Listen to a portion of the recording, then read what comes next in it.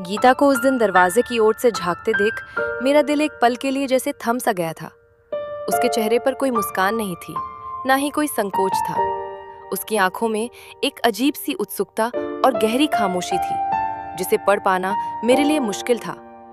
जैसे ही मेरी नजर उस पर पड़ी, उसने झटके से अपना सिर पीछे खींच लिया और रसोई की तरफ ऐसे भाग गई जैसे कुछ हुआ ही ना हो।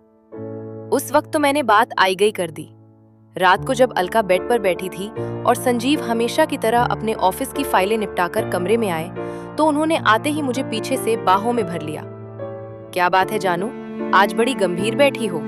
शाम को मैंने जब किचन में तुम्हें कमर से पकड़ा था, तब से तुम्हारा मूड कुछ उखड़ा उखड़ा लग रहा है। संजीव ने मेरे कान के पास फुसफुसाते हुए कहा। संजीव प्लीज थोड़ा संभल कर, मैंने उनका हाथ हटाते हुए कहा। अरे अब क्या हुआ, अब तो हम अपने बेडरूम में हैं। यहाँ भी सेंसर बोर्ड लगा दिया क्या? संजीव ने हंसते हुए मुझे अपनी तरफ खींचा। मैंने एक गहरी सांस ली और कहा, संजीव मैं मजाक नहीं कर रही हूँ। आज जब तुम ऑफिस जाने से पहले मुझे हॉल में गले लगा रहे थे और गाल पर किस कर रहे थे। गीता दरवाजे के पीछे खड़ी होकर हमें देख रही थी। संजीव ने एक पल के लिए सोचा, फिर जोर से हंस पड़े। तो देखने दो, अपनी बीवी से रोमांस कर रहा हूँ, पड़ोसन से नहीं। और गीता तो हमारे घर की सदस्य जैसी है, इसमें इतना परेशान होने वाली क्या बात है? बात है संजीव, मैंने उन्हें समझाते हुए कहा। वो हमारी काम वाली है, हमारे बीच एक पर्दा होना चाहिए। अगर वो हमें इस तरह सरेआम अटखेलियां करते देखेगी तो हमारे प्रति उसका सम्मान कम हो सकता है और फिर समाज में इन चीजों को अलग नजर से देखा जाता है।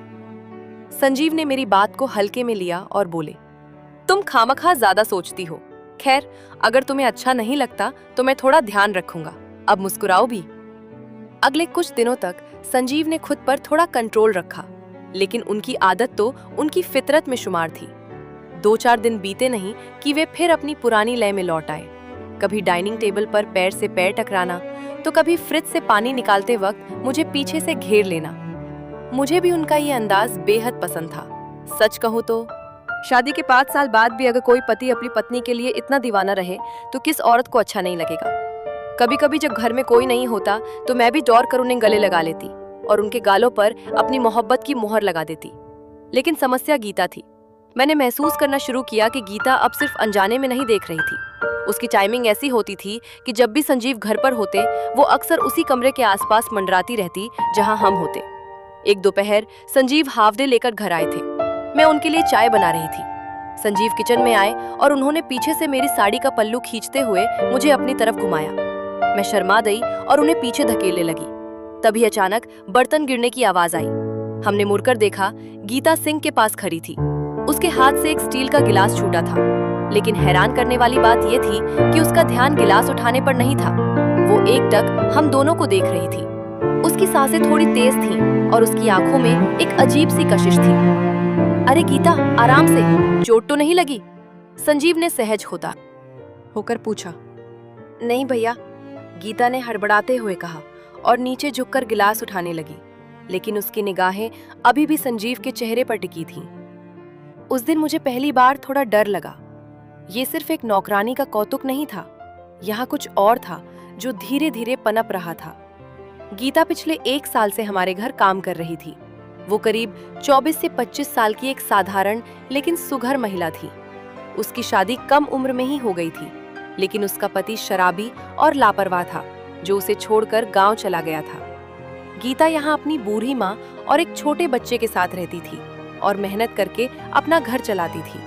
मैंने अक्सर देखा था कि गीता जब भी आती फटे पुराने कपड़ों में होती थी, लेकिन पिछले कुछ दिनों से मैंने उसकी आदतों में बदलाव देखना शुरू किया। अब वो जब हमारे घर आती तो उसके बालों में तेल सलीके से लगा होता, आंखों में हल्का काजल होता और उसकी साड़ी का ढंग भी बदला हुआ होता। एक दिन जब संजीव ऑफिस में थे, मैंने गीता को बातों बातों में टटोलने की कोशिश की। गीता, तुम्हारी माँ की तबीयत अब कैसी है? मैंने पूछा। अब ठीक है भाभी जी, दवा चल रही है, उसने झाड़ू लगाते हुए कहा।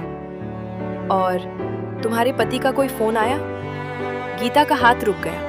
उसने एक ठंडी सांस भरी और कहा, नहीं भाभी जी, उन्हें हमारी क्या परवाह, वे तो बस मारना पीटना और गाली देना जानते हैं। जब गांव में थे तब भी कभी सीधे मुंह बात नहीं की।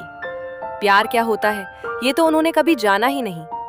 कहते कहते गीता की आंखें भर आईं। उसने अपनी साड़ी के पल्लू से आंसू पोंछे और फिर मेरी तरफ देखकर बोली, भाभी जी, आप बहुत खुशनसीब हैं। मैं? क्यों? मैंने अचरज से पूछा। यही कि भैया आपको इतना प्यार करते हैं। मैं तो कभी कभार देख लेती हूँ ना, भैया कैसे आपके आगे पीछे घूमते हैं, आपको हंसाते हैं, आपकी परवाह करते हैं। हमारे नसीब में तो ऐसा प्यार देखना भी नहीं लिखा था। गीता ने बहुत ही मासूमियत लेकिन एक छिपी हुई चाहत के साथ कहा।